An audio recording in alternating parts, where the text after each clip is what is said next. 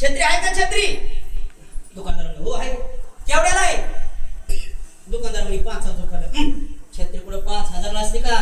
पुढे मामा दुकानदार म्हणे मामा 5,000चा विचार करू नका, छत्रीला 10 वर्ष काहीच होणार नाही, फक्त 2 नियम पाळा. पावसात करू नका, उन्हात तापू नका. घरात हळद कुंकू लावायची का त्याला? छत्री घेतली त्याचा उपयोग चांगलाच झाला पाहिजे. तसं मनुष्य जन्म भेटला याचा उपयोग चांगलाच झाला पाहिजे. आता मिळाले, पुन्हा मिळेल का नाही सांगता येत नाही. मनुष्य जन्म अनमोल रे, तू मिट्टी में ना रोल रे.